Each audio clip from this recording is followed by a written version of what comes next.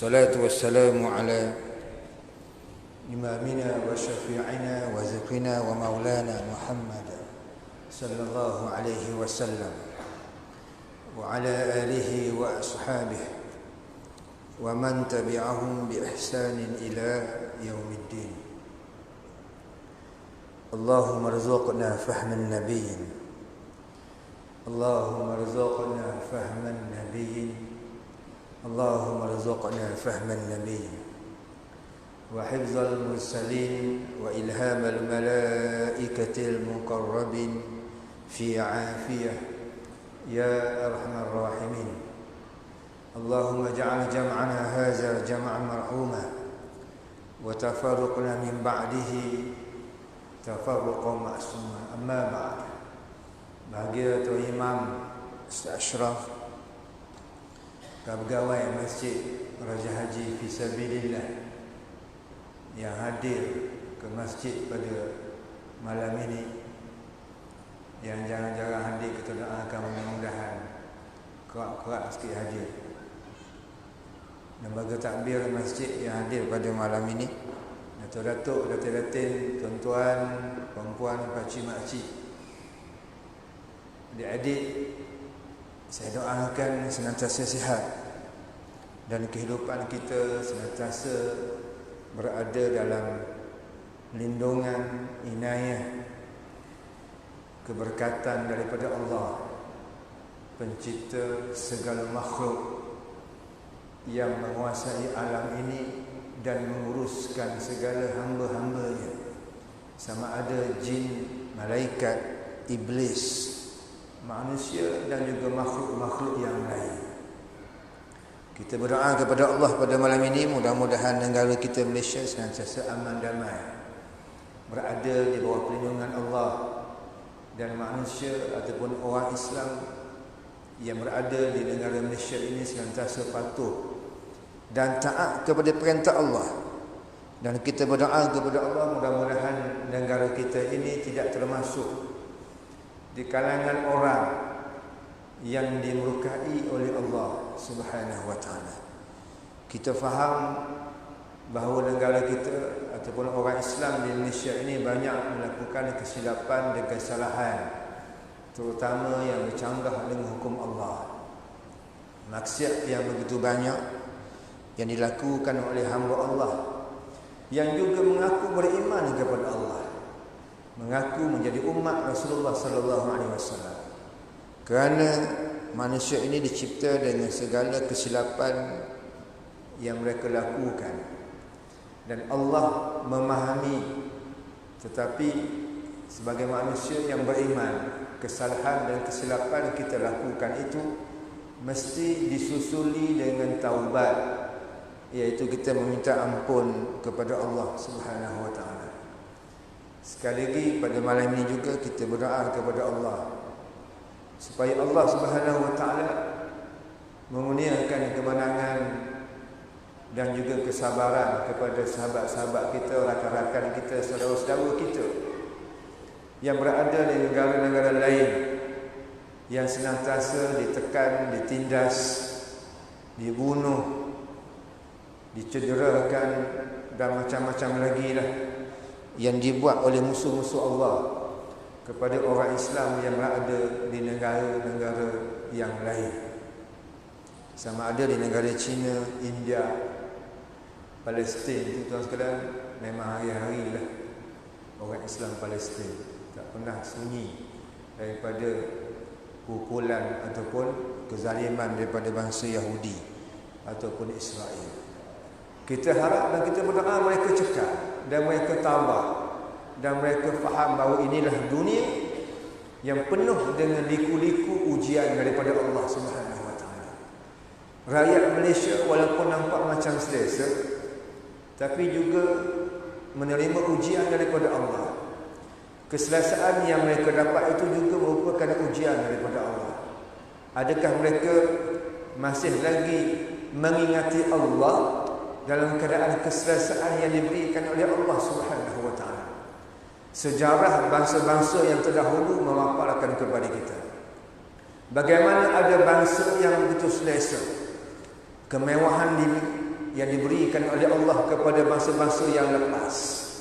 Kita tengok apa yang berlaku kepada kaum 'Ad, keselesaan yang diberikan oleh Allah. Kita tuan-tuan, kita buat rumah ikut cita rasa kita, dengan simen, dengan kayu dan sebagainya. Kaum 'Ad, dia buat rumah dia gunung ganang dan diukir dengan ukiran yang sangat cantik, yang tak pernah manusia boleh lakukan seperti mana yang dilakukan oleh kaum 'Ad. Mereka lupa kepada Allah, Allah musnahkan. Begitu juga umat-umat yang lain. Kita ambillah umat yang kemudian sikit, bangsa yang kemudian sikit kadang-kadang. Kita ambil yang paling kemudian, umat Islam yang berada di Lebanon. Mereka mewah, diberikan kemewahan oleh Allah. Mereka lupa kepada Allah.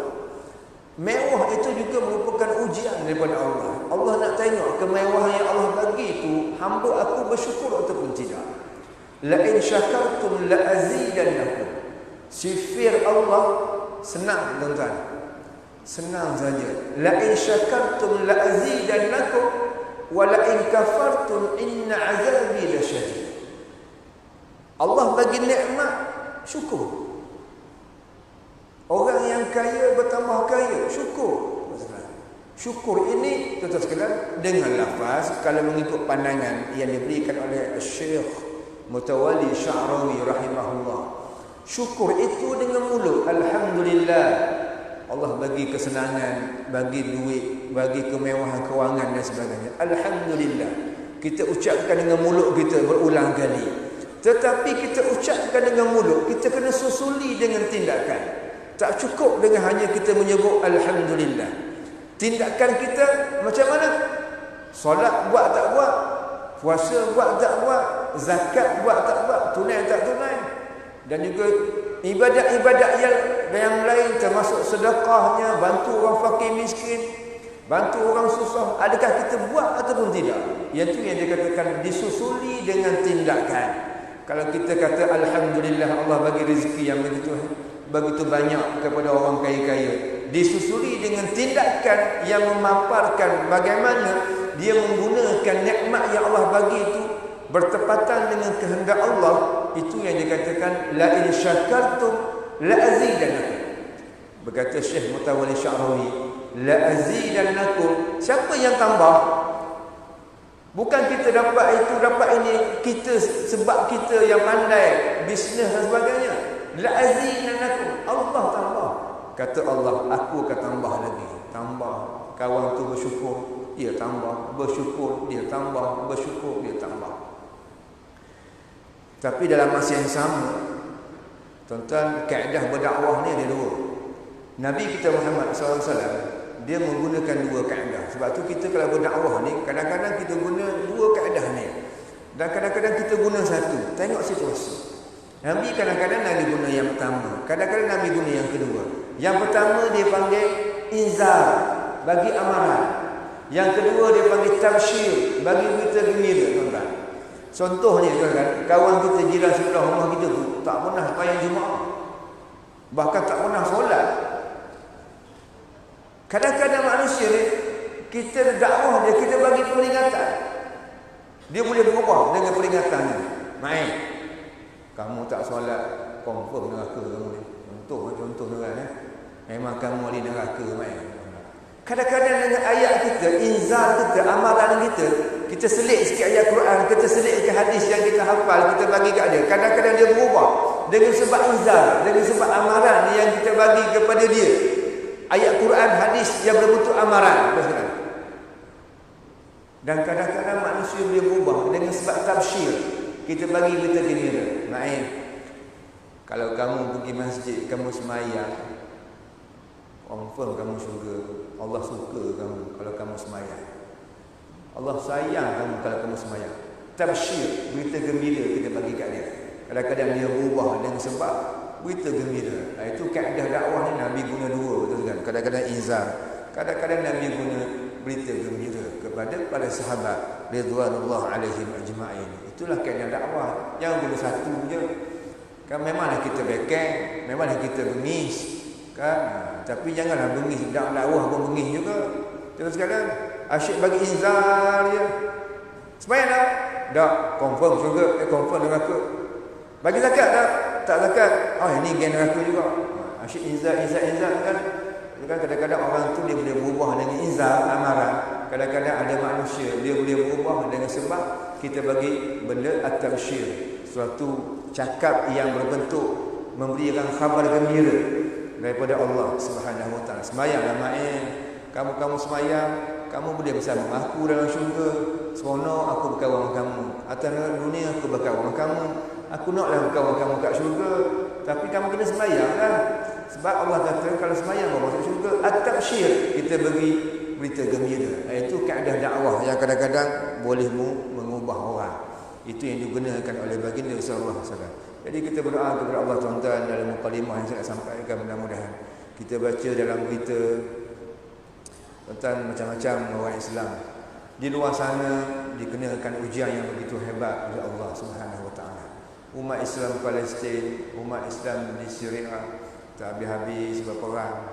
Umat Islam di negara yang lain tak habis-habis berperang, dan Allah uji lagi manusia atas muka bumi ini dengan ujian penyakit COVID-19 supaya manusia beringat bahawa yang maha berkuasa atas muka bumi ini, yang maha berkuasa segala-galanya, yang menguruskan kehidupan makhluk termasuk manusia adalah Allah Subhanahu Wa Taala. Kena bergantung kepada Allah. Secara kita solat hajat dengan daripada pemimpin sampai kepada rakyat senantiasa solat hajat, memohon ampun kepada Allah supaya Allah jaga negara kita daripada benda-benda yang dimurkai oleh Allah Subhanahu Wa Taala. Mudah-mudahan berkekalanlah istiqamah kita dalam beribadat kepada Allah Subhanahu Wa Taala. Tuan-tuan sekalian, pada malam ini kita pergi kepada pengajian kita tafsir ayat 58. Allah sebut dalam Quran bagaimana kisah yang begitu panjang, yang tak habis-habis kita bicarakan. Dah berapa tahun dah? Setahun ke 2 tahun. Tak habis-habis kita bercakap pasal Bani Israel. Tuan-tuan jangan bosan kuliah Ustaz Kamarul. Bani Israel lagi. Bila nak habis ni? Kan? Saya cerita kat tuan-tuan apa yang dalam Quran, kan? Memanglah buka surah Al-Baqarah. Kisah Bani Israel ni panjang diceritakan terus dalam surah Al-Baqarah. Tapi tuan-tuan buka surah lain pun ada. Surah Al-Ma'idah pun ada tentang Bani Israel. Sebab Allah nak cerita ni supaya umat Nabi Muhammad jangan buat macam Bani Israel. Bani Israel tuan-tuan, suatu kaum yang begitu istimewa suatu ketika dahulu. Apabila Nabi Musa diberikan banyak mukjizat oleh Allah, dibantu begitu banyak oleh Allah Subhanahu Wa Taala, bermula daripada terselamat daripada Fir'aun laknatullah alaih sampailah terselan rentetan kita baca banyak kisah yang berlaku. Pada malam ini kita sambung lagi apa yang berlaku kisah kepada Bani Israel. Minggu lepas kita dah cerita bagaimana Allah Subhanahu Wa Taala murka kepada Bani Israel yang begitu lantang dan celupa ketika Nabi Musa alaihissalam mengajak 70 orang di antara kaum Bani Israel yang baik-baik untuk naik ke Gunung Tursina bermunajat kepada Allah bersama dengan Nabi Musa alaihissalam. Kerana mulut celupa salah seorang daripada mereka tuan sekalian, bila mereka sebut kepada Nabi Musa alaihissalam, wa iz qultum ya Musa lan nu'mina laka hatta narallaha jahra. Ketika kamu berkata, wahai Musa, kami tidak akan beriman kepadamu sehingga kami dapat melihat Allah. Dan akhirnya Allah hukum mereka dengan mereka semua disambar kilat, dan mereka semua dipensankan oleh Allah Subhanahu Wa Taala. Dan akhirnya pada malam ini tuan-tuan sekalian, kita dengar lagi kisah Bani Israel. Satu lagi keadaan yang berlaku kepada Bani Israel. Allah sebut dalam Quran ayat 58. Wa idh qulna adkhulu hadhihi al-qaryata fakulu minha haitsu syi'tum ragada wadkhulul baba sujada wa qulu hattatun naghfir lakum khatayakum wa sanazidul muhsinin. Kata Allah, dan kenangilah ketika kami berfirman, masuklah kamu ke bandar Baitul Maqdis, kemudian makanlah daripada apa sahaja yang ada padanya dengan sepuas-puas yang kamu sukai, dan masuklah kamu melalui pintu kotanya dengan tunduk dan berdoalah dengan berkata, ya Allah, ampunilah dosa kami, nescaya kami ampunkan kesalahan-kesalahan kamu, dan akan kami tambahkan pula pahala kepada orang yang berbuat baik. Ini suatu kisah yang lain. Tadi kisah yang berlaku minggu lepas, kisah yang berlaku di Gunung Tursina. Ini kisah yang berlaku di mana Allah perintahkan Nabi Musa supaya bagi tahu kepada kaum Bani Israel, mereka semua masuk ke bandar Baitul Maqdis. Baitul Maqdis kat mana? Palestin. Ibu negara Palestin, Baitul Maqdis. Yang mana sekarang ni Israel cuba nak jadikan Baitul Maqdis sebagai ibu negara Israel. Layakkah Israel menjadikan Baitul Maqdis sebagai ibu negaranya? Siapa Israel itu? Sekarang Israel Yahudi lah Ustaz. Yahudi layak lah Ustaz, sebab dulu dia pernah memerintah suatu ketika dahulu. Nabi Daud AS pernah memerintah Baitul Maqdis. Anaknya Nabi Sulaiman, antara pemerintah yang hebat, Nabi Sulaiman AS. Dia boleh pergi ke mana-mana, angin bawa dia. Kita kena start kereta. Nak pergi ke mana start kereta? Sekarang kalau bateri ada, cuba buang bateri, tak mana kita duduk situ. Kreh kereta kan. Nabi Sulaiman angin bawa dia. Dia sebut nak ke mana, angin bawa dia. Hebat Nabi Sulaiman AS, mukjizat kepada Nabi Sulaiman. Pernah memerintah kota Palestin. Palestin mempunyai sejarah yang sangat hebat, kan? Sangat hebat. Yahudi pernah memerintah satu ketika dahulu, tapi akhirnya datang pemimpin yang bernama Raja Nebuchadnezzar.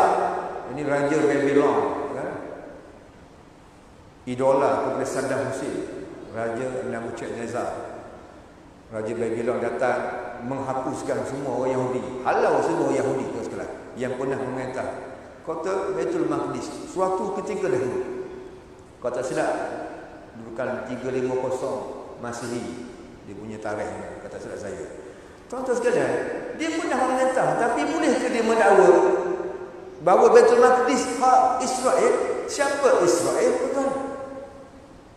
Sebab tu saya pernah dedahkan kepada tuan yang dibuat oleh Profesor Dr. Bahaya Syukur dalam tafsirnya. Kalau kita baca bagaimana Dr. Bahaya mendedahkan kepada kita kajian yang pernah dibuat oleh seorang penyelidik di kalangan bangsa Yahudi sendiri, bukan orang Islam yang kaji, Yahudi sendiri kaji. Adakah mereka yang berada di Israel sekarang merupakan bangsa Yahudi daripada keturunan Bani Israel, keturunan Nabi Yaqub AS, keturunan Nabi Ishaq? Tuan-tuan, yang menunjukkan kita, disebut oleh penyelidik itu 90% penduduk Yahudi di Israel bukan asal daripada Bani Israel.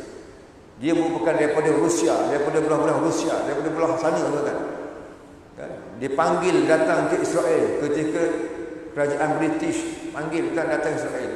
Itu kisah hanya penduduk Yahudi sekarang, bukan asal Bani Israel. Maka mereka tak layak untuk menjadikan Baitul Maqdis sebagai ibu negara Israel. Hasil daripada rampasan yang mereka rampas daripada penduduk Palestin.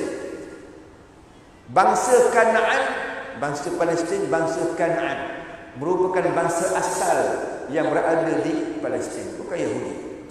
So, bagaimana mereka boleh mendakwa mereka penduduk asal Baitul Maqdis? Mereka tak layak nak jadikan Baitul Maqdis sebagai ibu kota negara Israel. Mereka rampas daripada orang Arab, mereka rampas daripada orang Palestin dengan rampasan yang begitu jahat dan menyayatkan hati.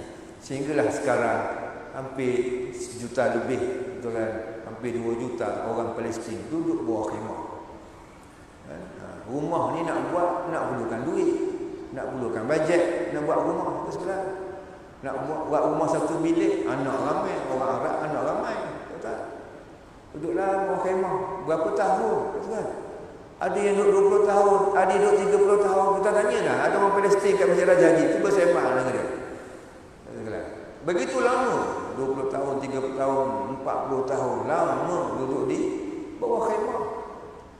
Cuba saya buat kuliah bawah khemah. Kan? Tukar style sikit. Jangan buat kat sini. Lepas semayang maghrib, jom sama-sama kita pergi bawah khemah. Kat mana Ustaz? Kita cari belakang khemah. Kan? Dah kenapa Ustaz? Kita rasa susah mana orang Palestin. Kan? Duduklah bawah khemah sekali-sekala. Asyik duduk dalam aircon je. Contoh tu kan. Mau ke? Tak mau je kita kan. Apa Ustaz ni? Pelik sangat ni. Kan? Ada dah saya dengan 2-3 orang tak banyak. Yang lain tak datang. Siapa nak duduk bawah khemah tuan-tuan? Dengan nikmat yang Allah bagi sekalian, keamanan Allah bagi, tak nak. Tapi orang Palestin terpaksa duduk sebab siapa yang rampas? Orang Yahudi yang rampas tanah dia. Orang Israel, ya, bangsa Yahudi yang tanah. Israel itu negara, bangsa Yahudi yang rampas tanah mereka, terpaksa mereka susah payah duduk di dalam khemah. Itu realiti tuan-tuan di Israel sekarang. Yahudi, bangsa Yahudi mewah. Tel Aviv penuh dengan orang Yahudi, mewah betul dia. Dibela oleh Amerika Syarikat. Tapi orang Palestin sekarang itulah keadaannya. Dan itulah keadaannya. Nak hantar makanan ke Palestin, macam-macam sekatan yang dia buat. Tak percaya, tanyalah kawan-kawan kita yang begitu mujahadah, begitu istiqamah cari duit, cari dana nak bantu rakyat Palestin. Sama ada Aman Palestin ke siapa dia tuan-tuan yang buat kerja nak bantu rakyat Palestin. Dia dulu sampai sekarang tak selesai isu Palestin, tak selesai. Kenapa tak selesai? Sebab kita orang Islam tidak menguasai pertubuhan bangsa-bangsa bersatu. Tidak ada satu pun wakil kita orang Islam dalam Majlis Keselamatan Bangsa-Bangsa Bersatu. Tak ada wakil pun kita. Nak tepek dengan mereka, tak boleh harap. Nak tepek dengan Rusia, tahu tepek. Tepek dengan tengah untuk tepek. Nak minta simpati mereka, tak boleh harap. Nak simpati dengan Rusia, tak boleh harap juga. Dengan Britain 2 kali 5 dengan Amerika. Dengan Perancis, 2 kali lebih kurang. Siapa lagi? Dengan Jerman, tuan-tuan. Tak ada wakil orang Islam. Kok adalah satu, juga tak ada wakil. Majlis Keselamatan PBB, Pertubuhan Bangsa-Bangsa. So, kalau macam tu tuan-tuan, nasib kita macam tu lah tuan-tuan. Melainkan kita bersatu sesama kita. Tapi bila sebut bersatu kan, hanya omong-omong kosong. Kan? Istilah saya ni mungkin orang tak setuju. Bila sebut bersatu di kalangan orang Islam ni tuan-tuan, susahnya nak bersatu. Atas dasar agama pun tak boleh nak fikir. Penyatuan kita mesti berasaskan kepada asas agama, akidah. La ilaha illallah Muhammad Rasulullah. Semua orang Islam sayang ke Allah. Semua orang Islam sayang ke Nabi. Bila kita guna pendekatan semua kembali kepada Islam yang sebenarnya, insya-Allah sepatutnya orang Islam boleh bersatu. Tetapi kerana ilmunya kurang, amalannya kurang, menyebabkan ada unsur-unsur lain masuk.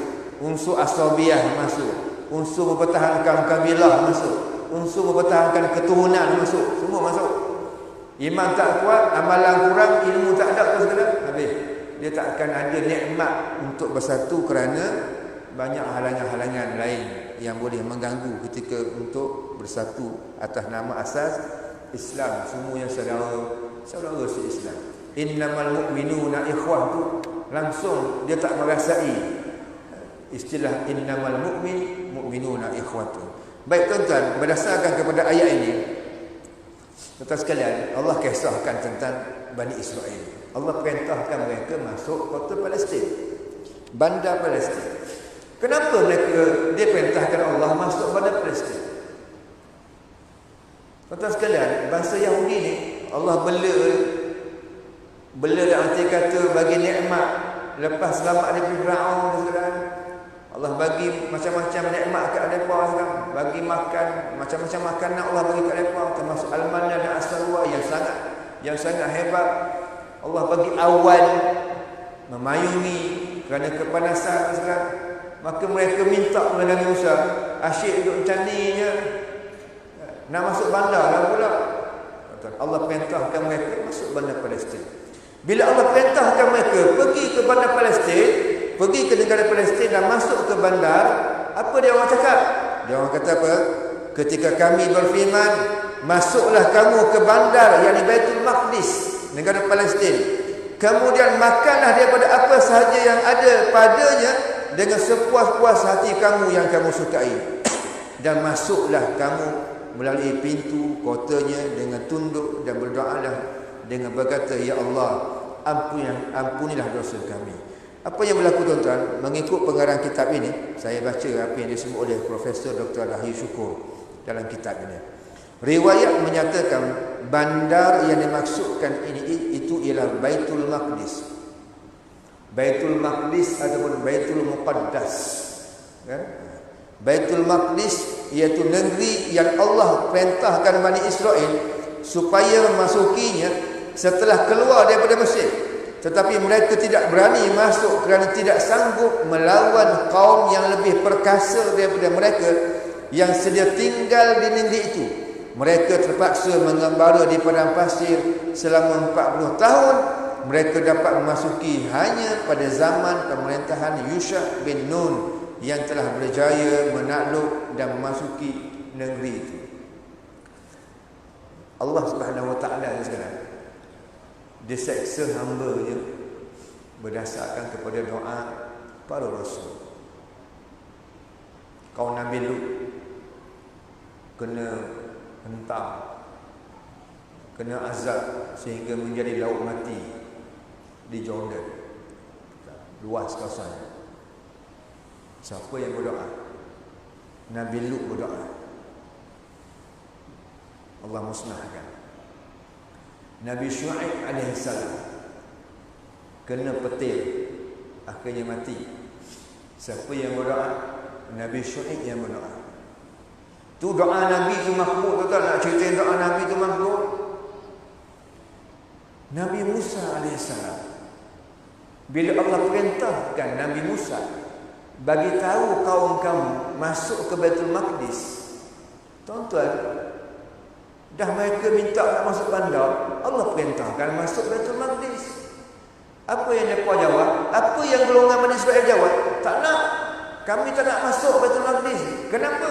Sebab orang-orang Baitul Maqdis ni hebat-hebat, besar-besar, gagah-gagah, perkasa-perkasa. Kami tak berani masuk. Alasan fizikal. Tuan-tuan sekalian, apa maksudnya? Apa maksudnya? Maksudnya orang Bani Israel ni iman tak kuat. Dia tak yakin bila Allah perintahkan masuk, apa saja orang, apa saja makhluk yang ada, tuan sekalian, masuk je. Menang kalah kerja Allah Ta'ala. Tapi dia tak yakin dengan Allah. Itu nak ceritanya orang Bani Israel, dia tak yakin dengan Allah. Memang orang Palestin perkasa orangnya. Tuan sekalian, ketika itu kan, mempunyai kekuasaan yang sangat hebat. Allah takdirkan bandar Baitul Maqdis, bila dia masuk, orang Palestin ketika itu mempunyai tubuh-tubuh yang hebat-hebat, perkasa orangnya. Sebab Allah nak uji Bani Israel. Kamu yakin tak yakin dengan apa yang aku perintahkan? Yang penting kamu masuk dulu. Kalah menang kerja Allah Ta'ala. Dia tak confident, dia tak yakin, tuan. Bila tak yakin, maka dia jawab kepada Nabi Musa, kami tak berani masuk sebab orang-orang Palestin Baitul Maqdis semuanya orang gagah-gagah, perkasa-perkasa semua. Menandakan bagaimana iman yang begitu kecil, yang begitu lemah di kalangan Bani Israel sehingga tak yakin akan kekuasaan Allah. Siapa yang buka laut merah? Kalau bukan Allah Ta'ala. Dengan mata nampak saja, buka laut. Bukan Allah butakan mata, celik-celik tengok laut dah buka, tak. Tengah-tengah buka laut tu kan, mata tengok. Bila Nabi Musa pukul dengan buka laut tu kan, mata tengok. Tak yakin lagi ke dengan Allah? Dah kelaparan, minta makanan. Nabi Musa berdoa kepada Allah, turun makanan daripada langit, al-manna dan as-salwa. Bukan Nabi Musa buat. Al-manna, as-salwa, bukan Nabi Musa buat. Masa bila Nabi Musa nak buat? Bukan. Allah bagi. Tak yakin lagi ke dengan Allah? Bukan. Sekalian, akhirnya Allah perintahkan masuk kota Palestin. Tak nak masuk. Dia punya tak yakin dengan Allah. Tuan sekalian, sepatutnya mereka masuk, insya-Allah Allah akan bagi kemenangan. Tuan-tuan, cuba tengok apa yang berlaku dalam peperangan Badar. 313 dengan 1000 orang. Masuk akal ke tuan-tuan 313 boleh menang? Tak masuk akal. Orang pemimpin Quraisy ketika itu, Abu Jahal tentunya terkejut, macam mana boleh menang? Rasulullah Muhammad bin Abdullah boleh menang. Abdullah bin Ubay bin Salul kecut perut tuan-tuan. Bila dengar Nabi kita Muhammad SAW menang, tak berani. Asalnya pasal strategi nak lawan Nabi. Tapi bila dengar Nabi boleh kalahkan kafir Quraisy, terus kecut perut, tukar strategi, masuk Islam, menyamar sebagai orang Islam. Abdullah bin Ubay bin Salul, ketua orang munafik di kota Madinah, tuan-tuan. Tuan-tuan sekalian, ni cerita yang berlaku, tuan-tuan. Akhirnya mereka tak yakin. 313. Nabi yakin. Nabi langgar. Nabi perang dengan kafir Quraisy. Nabi perang. Akhirnya Nabi diberikan kemenangan oleh Allah Subhanahu Wa Taala. Siapa boleh sangka 313 dengan pelepah utama, pedang pun tak banyak, tombak yang buruk-buruk, tombak yang dah berkarat, tombak yang sumbing, tombak yang tak elok, pedang pun berapa orang yang ada pedang, panglima yang ada pedang. Yang lain tak ada pedang, pelepah tama, tuan-tuan. Pergi perang pelepah tama, orang gelap, tuan-tuan. Pergi perang bawa batang pisau, orang gelap. Dua geng A dengan geng B berperang, bergaduh. Satu geng bawa pisau, bawa pedang. Satu geng bawa batang pisau. Gelap macam tu, batang pisau bawa. Tak masuk akal yang bawa batang pisau tu boleh menang. Tak masuk akal yang bawa pelepah tama tu boleh menang. Lawan dengan kafir Quraisy yang lengkap dengan berkudanya, lengkap dengan untanya, lengkap dengan kelengkapan senjatanya, boleh kalah. Siapa yang bantu? Allah Ta'ala yang tentukan kemenangan dan juga kekalahan. Tuan-tuan, Bani Israel dia menyerah awal, tak nak masuk, buat alasan kepada Allah. So tuan-tuan, apa yang berlaku? Ini saya kata bertuahnya kita, betul-betul kita dapat seorang Nabi bernama Muhammad bin Abdullah bin Abdul Muttalib. Kalau tak kenal ke Nabi, tak sayang Nabi juga tak nak kata, tuan-tuan.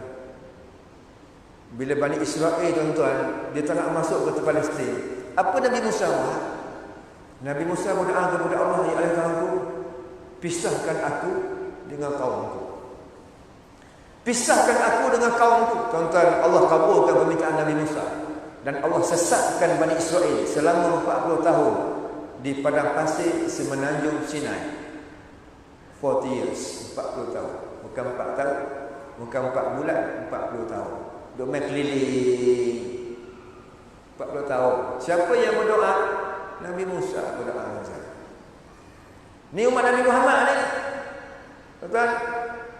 Tipu timbangan, belana, belambok. Kata orang Terengganu belambok. Banyak sangat tipu timbangan. Homoseksual, jangan kita cakap lah, tuan-tuan. Ada tempat gay lagi. Yang saya tahu Kuala Lumpur lah, Selangor saya tahu.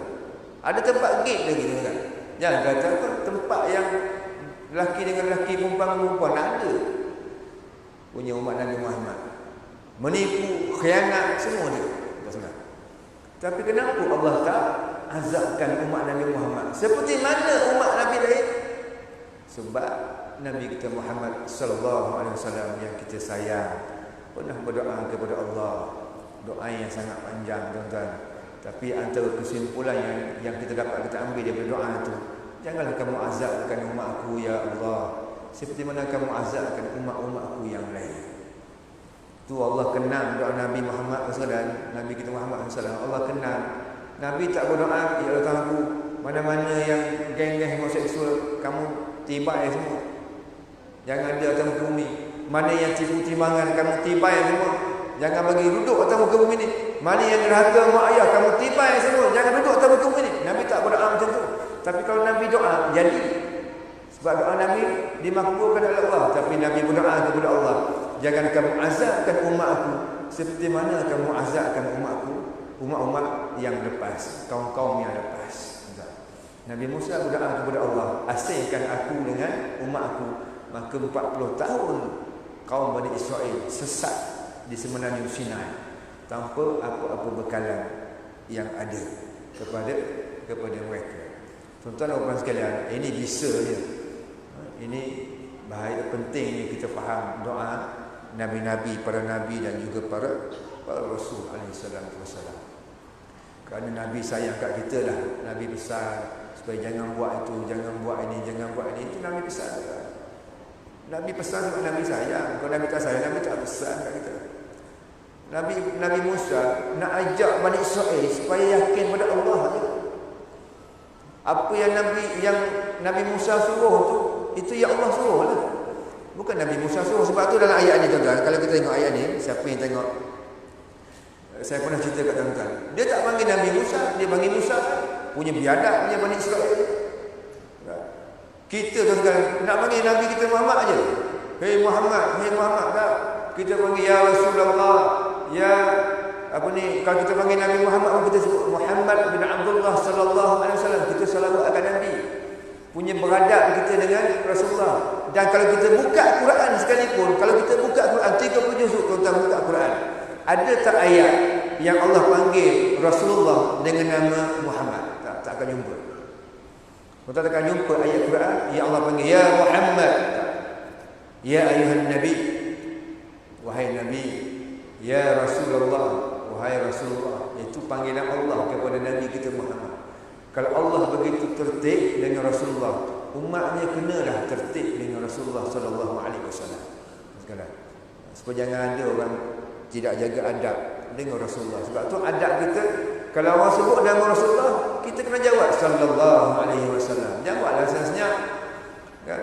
Bila kita sebut Nabi kita merupakan Nabi Muhammad sallallahu alaihi wasallam, sebut Nabi Muhammad, kita pun ramai-ramai jawab sallallahu alaihi wasallam. Kita bagi salawat dan salam kepada Rasulullah sallallahu alaihi wasallam. Sebab kalau kita bagi salam kepada Rasulullah, maka Allah akan selawat kepada kita 10 kali selawat. Dan bukan satu penghargaan daripada Allah kerana kita memberikan salawat dan salam kepada baginda Nabi kita Muhammad sallallahu alaihi wasallam. Jadi tuan-tuan dan puan sekalian, ini kisah yang berlaku pada Bani Israel tentang supaya Allah perintahkan mereka masuk ke Baitul Maqdis, kota Palestin. Memanglah tuan-tuan, Baitul Maqdis ni merupakan tempat suci orang Islam. Ni kita nak sambut Isra Mi'raj tak lama lagi kan. Masjid kita penuh lah seorang ceramah Isra Mi'raj. Ceramah kisah-kisah Isra Mi'raj. Bertahun-tahun kisah yang sama. Tapi benda yang sama kita cerita-cerita esok buat lagi. Kan? Berceramah cerita. Jangan mengumpat. Esok mengumpat pula. Yang Nabi diceritakan, digambarkan apa yang digambarkan oleh Rasulullah tentang orang buat macam ni, orang buat macam ni. Berceramah cerita kan? Bukan hadis pun, hadis cerita. Berarti esok kita buat lagi. Itulah kita manusia. Kadang-kadang kita lalai daripada mengingati Allah Subhanahu wa ta'ala. Silakan Tuan Bilal.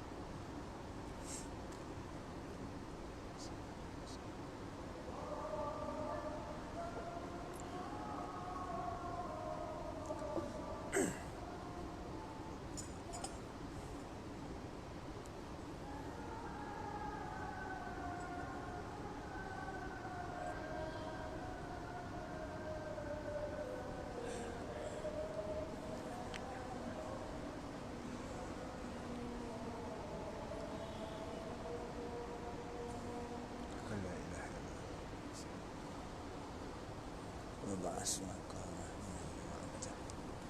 إنك لا تخلف الميعاد.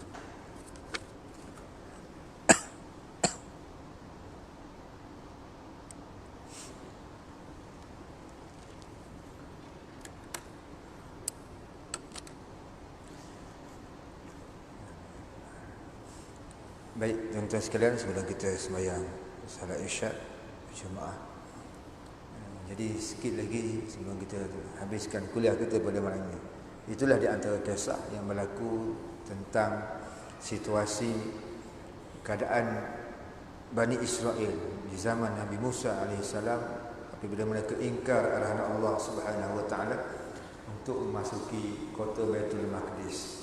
Baitul Maqdis itu sebenarnya merupakan kota lama. Dulu dia panggil Baitul Maqdis ataupun Jerusalem, ataupun kita panggil Al-Quds.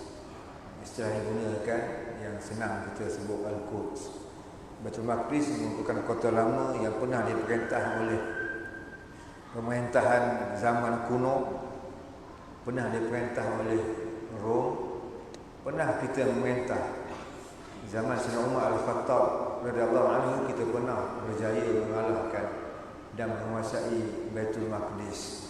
Sehingga Sayyidina Umar Al-Khattab begitu gembira dan dia berangkat pergi ke Baitul Maqdis, dan akhirnya sekalian Islam dapat berkembang dengan lebih baik di Baitul Maqdis ataupun di Palestin. Selepas itu, selepas Islam memerintah Islam, maka pernah juga Baitul Maqdis diperintah oleh penjajah British yang menyebabkan Palestin diberi kepada Israel.